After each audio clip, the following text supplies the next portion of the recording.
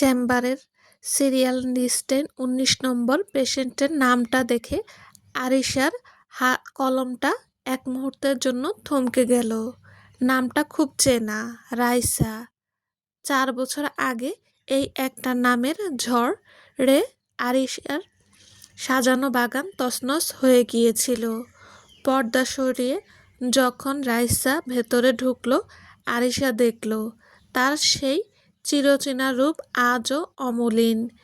রাইসা অবজ্ঞার সুরে বলল, দেখুন ডাক্তার, আমি বাচ্চাটা নষ্ট করতে চাই। ২ মাস চলছে। টাকার কথা ভাববেন না, আপনি যা চাইবেন আমি তাই দেব। শুধু কাজটা তাড়াতাড়ি সারুন। আরিশা শান্ত চোখে রাইসার দিকে তাকালো। যে রূপের মোহে শাহরিয়ার তাকে মাঝপথে ফেলে গিয়েছিল, সেই রূপ আজও রাইসার অহংকার। আরিশা গম্ভীর গলায় জিজ্ঞেস করল, আপনার স্বামী কি এই সিদ্ধান্তে রাজি? সেটা আমার ব্যক্তিগত ব্যাপার, আমার শরীর, সিদ্ধান্তও আমার।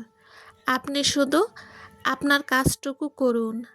রাইসা বিরক্ত নিয়ে জবাব দিল। আরিশা প্রেসক্রিপশনে কলম চালাতে চালাতে নির্লিপ্তভাবে জিজ্ঞেস করল, স্বামীর নামটা বলুন। শাহরিয়ার আহমেদ। নামটা লিখতে গিয়ে আরিশার হাতটা সামান্য কেঁপে উঠল, কিন্তু পরক্ষণেই নিজেকে সামলে নিল। সে শান্ত স্বরে বলল, আমি এখনই কোনো সিদ্ধান্ত দেব না।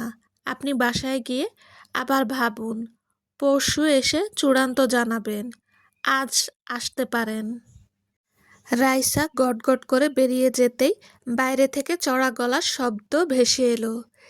সিসিটিভির ফুটেজে আরিশা দেখল করিডোরে শাহরিয়ার দাঁড়িয়ে, বিধ্বস্ত চেহারা, চোখের নিচে কালি। সে রাইসাকে থামানোর চেষ্টা করছে। রাইসা চিৎকার করে বলছে, বেশি বাড়াবাড়ি করলে তোমাকে রাস্তার ফকির বানিয়ে দেব শাহরিয়ার। এই বাচ্চাটা পেটে রাখার শখ আমার নেই। রাইসা রাগে গজগজ করতে করতে চলে যাওয়ার পর শাহরিয়ার কিছুক্ষণ দরজার সামনে কাঠড়ে দাঁড়িয়ে রইল। তারপর ধীর পায়ে চেম্বারের ভেতরে ঢুকল। সে জানত না ভেতরে কে বসে আছে। শাহরিয়ার হন্তদন্ত হয়ে বলতে শুরু করল, ডক্টর, দয়া করে আমার স্ত্রীর কথায় কান দেবেন না। ও বাচ্চাটা নষ্ট করতে চাইছে, কিন্তু আমি এটা চাই না।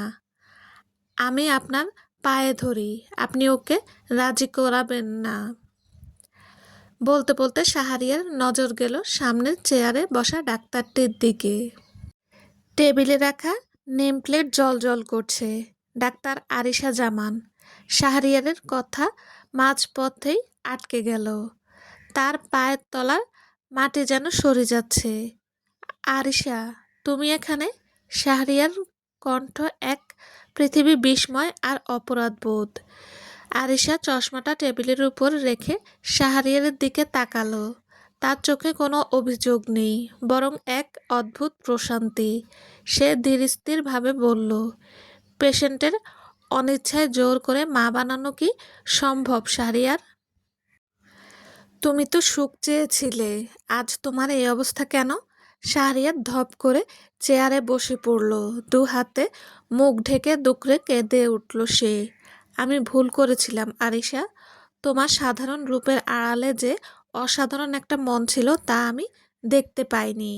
আজ যার বাহিরের রূপের মোহে পড়ে তোমাকে তুচ্ছ করেছিলাম, সেই রূপই আজ আমাকে তিল তিল করে মারছে। আল্লাহ হয়তো অপরাধীকে ছাড় দেন, কিন্তু ছেড়ে দেন না। আজ আমি আমার পাপের সাজা হাতে নাতে পাচ্ছি। আরিশা জানালা দিয়ে বাইরে আকাশের দিকে তাকিয়ে দীর্ঘশ্বাস ফেলল। ৪ বছর আগে যে শাহরিয়ার তাকে বলেছিল, আরিশা, তোমার সাথে থাকলে আমার স্ট্যাটাস থাকে না, রাইসা অনেক বেশি গ্ল্যামারাস, আজ সেই শাহরিয়ার ধুলোয় মিশে যাওয়া এক পরাজিত সৈনিক। আরিশা শান্ত গলায় বলল, শাহরিয়ার, রূপ দিয়ে ঘর সাজানো যায়, কিন্তু সংসার করার জন্য মায়ার প্রয়োজন হয়। তুমি মায়া ছেড়ে মরীচিকা বেছে নিয়েছিলে। আমি ডাক্তার হিসেবে রাইসাকে বোঝানোর চেষ্টা করব, কিন্তু বাকিটা তোমাদের ভাগ্য। তুমি এখন আসতে পারো। শাহরিয়ার আর কথা বলার শক্তি পেল না। যে আরিশাকে সে অবহেলা করেছিল, আজ তার সামনে দাঁড়ানোর যোগ্যতাটুকু তার অবশিষ্ট নেই।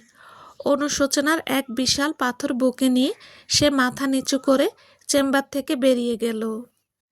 আরিশা মনিটরের দিকে তাকিয়ে মনে মনে বলল, সুখ আসলে দামি পোশাকে বা রূপে থাকে না শাহরিয়ার। সুখ থাকে ত্যাগে আর বিশ্বস্ততায়, যা তুমি কোনোদিন বুঝতে পারোনি।